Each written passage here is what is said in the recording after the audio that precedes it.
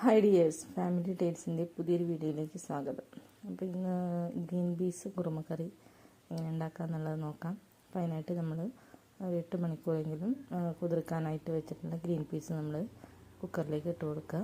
അതുപോലെ തന്നെ വെളുത്തുള്ളി, ഇഞ്ചി, പിന്നെ എരിവുള്ള പച്ചമുളക്. അപ്പോൾ നമ്മൾ എരിവിനനുസരിച്ച് മുളക് 1-2 കൂട്ടിയിടാം. പിന്നെ ഒരു സവാള ഇതുപോലെ ചെറിയ പീസാക്കി അരിഞ്ഞിട്ട് കൊടുക്കുക. ഒരു തക്കാളിയുടെ പകുതി, പിന്നെ 1 സ്പൂൺ മഞ്ഞൾപ്പൊടി, പിന്നെ മല്ലിപ്പൊടി 1 സ്പൂണ്, പിന്നെ ആവശ്യത്തിനുള്ള ഉപ്പ് ചേർത്ത് കൊടുക്കുക. പിന്നെ കുറച്ച് കുരുമുളക് പൊടിയും ചേർത്തിട്ടുണ്ടായിരുന്നു. പിന്നെ കുറച്ച് വെളിച്ചെണ്ണ ഒഴിച്ചിട്ട് ഒന്ന് ഇളക്കി കൊടുക്കുക. പിന്നെ ആവശ്യത്തിനുള്ള വെള്ളം ഒഴിച്ച് നന്നായിട്ടൊന്ന് വേവിച്ചെടുക്കുക. ഒരു 5-6 വിസിൽ നമ്മുടെ ഗ്രീൻ പീസിൻ്റെ വേവിനനുസരിച്ച് വേവിച്ചെടുക്കുക. നമ്മൾ ഗ്രീൻ പീസ് വെന്തിട്ടുണ്ട്. ഇനി നമ്മൾ ക്യാരറ്റ് ഇട്ട് കൊടുക്കുക. ക്യാരറ്റ് ഇട്ടിട്ട് 2 വിസിൽ നമ്മൾ ഈ ക്യാരറ്റ് കൂടി വേവിച്ചെടുക്കുക. ആദ്യം തന്നെ ഇട്ട് കഴിഞ്ഞാൽ ഇതുകൊണ്ട് ഉടഞ്ഞു പോകും.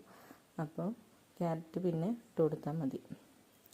പിന്നെ നമ്മളതിലേക്ക് വേവിക്കാനായിട്ട് വയ്ക്കുക. പിന്നെ അതിലുള്ള അരപ്പ് തയ്യാറാക്കാനായിട്ട് തേങ്ങ അരച്ച് നമ്മൾ വെച്ചിട്ടുണ്ട്.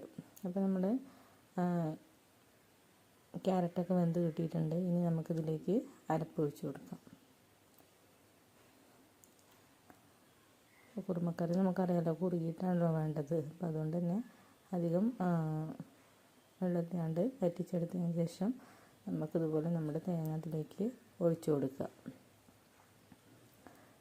നന്നായിട്ട് ഇളക്കുക.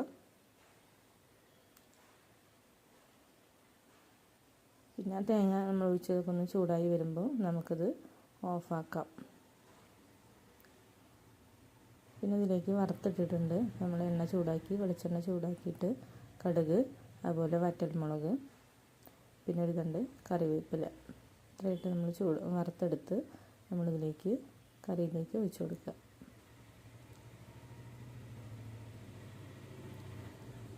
ഇതും കൂടി കഴിയുമ്പോഴേക്കും നമ്മുടെ കുറുമക്കറി റെഡി ആയിട്ടുണ്ടാവും. അപ്പോൾ വളരെ ടേസ്റ്റി ആയിട്ടുള്ളൊരു കറിയാണ്. ചപ്പാത്തിക്കും നമ്മുടെ അപ്പത്തിലേക്കും ഒക്കെ നമുക്ക് ഉപയോഗിക്കാൻ പറ്റും.